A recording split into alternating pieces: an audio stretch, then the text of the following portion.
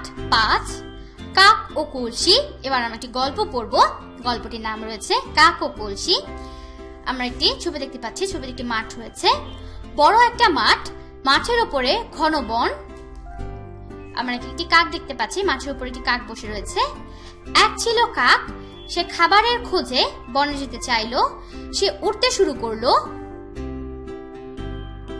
আমরা দেখতে পাচ্ছি এবার কাকটি একটি কলসির দিকে যাচ্ছে। উড়তে উড়তে তার খুব পিপাসা পেল। সে এদিক ওদিক তাকালো পানির খোঁজে। তখন একটা কলসি পড়লো তার চোখে। এবার ছবিতে আমরা দেখতে পাচ্ছি কাকটি কলসির উপর বসে রয়েছে। সে খুব খুশি হলো, উড়ে গিয়ে বসলো কলসির উপর।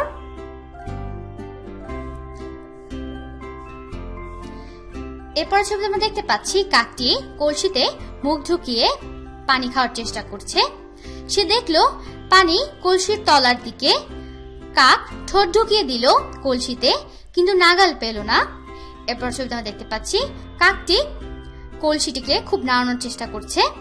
কাক তখন কলসিটিকে কাত করতে চাইলো, কিন্তু পারলো না, তাই পানি খাওয়া হলো না। তার খুব দুঃখ হলো। এরপর ছবিতে আমরা দেখতে পাচ্ছি কাকটি কিছু নুড়ি পাথরের দিকে তাকিয়ে রয়েছে। সে এদিক ওদিক তাকালো, কাছে দেখতে পেল অনেক নুড়ি। তার মাথায় একটা বুদ্ধি এলো। এরপর ছবিতে দেখতে পাচ্ছি কাকটি নুড়ি পাথরগুলো কলসিতে ফেলছে।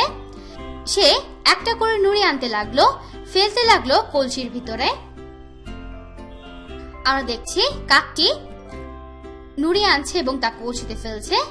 কলসির ভিতরে একটা একটা নুড়ি পড়লো, তলার পানিও উপরে উঠতে লাগলো। এভাবে আমরা দেখতে পাচ্ছি কাকটি নুড়ি ফেলেই যাচ্ছে।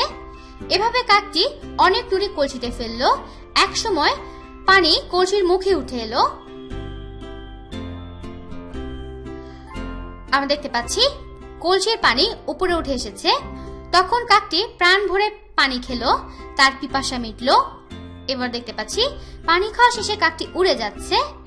কাক খুশি মনে ডানা ঝাড়া দিল, তারপর উড়াল দিল বনের দিকে।